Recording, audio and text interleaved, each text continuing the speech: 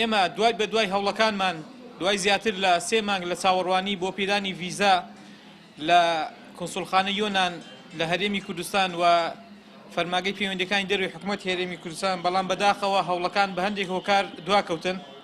ئەوە بوو لە بەرواری هەفتەی 4 2022 بە ئەمانجی ڕەمەزان سەدانی بەڕێز مامۆستا عەلی باپیرمان کرد سەرۆکی کۆمەڵی دادگەری کوردستان وەکو 24 کەس لە کەسوکاری بێسەر و شوێنبووان بەڕێزیان بەجددی هاتە سەرخەت و پەیوەندی کرد بە بەڕێز جەنابی دکتۆر بەرهەم ئەحمەد ساڵح سەرۆکی کۆماری عێراق و بەڕێزیان بەجددی هاتە سەرخەت.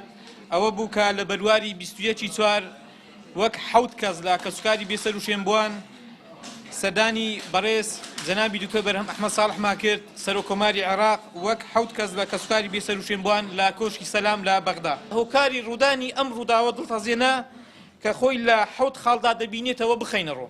خاڵ یەکەمیان نەگونجانی کاتی ڕۆیشتنی ئەو یەختە کە خۆی لە وەرزی زستاندا دەبینیەوە و بوونی شەپۆلی زۆر کە 21 12 وەرزی زستان و کاتەکەی گونجاو نییە.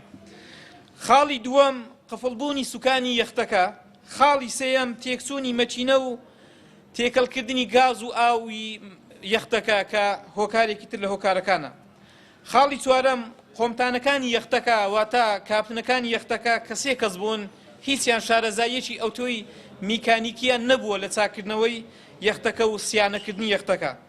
خاڵی پێنجەم نەهێشتنی لە بەرکردنی جلوبەرجی سەلامەتی و بۆ خۆپاراستن لە خنکان لەلایەن قاچاقچیەکانەوە بە بیانووی ئەوەی کە یەختەکە VIP و پێویست بە هیچ هۆکارێکی خۆپاراستن ناکات هۆکارێکە لە هۆکارەکان.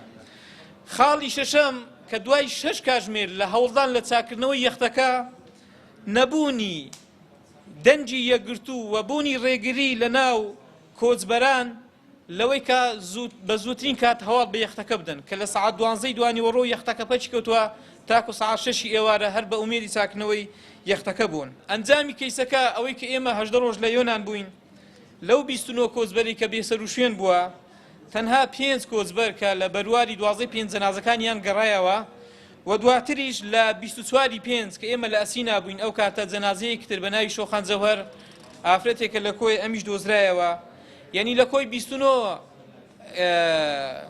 کۆچبەری بێسەر و شوێن بوو تەنها 6 جەنازە دۆزراونەوە باقی ئەوانی تر بێسەر و شوێنن.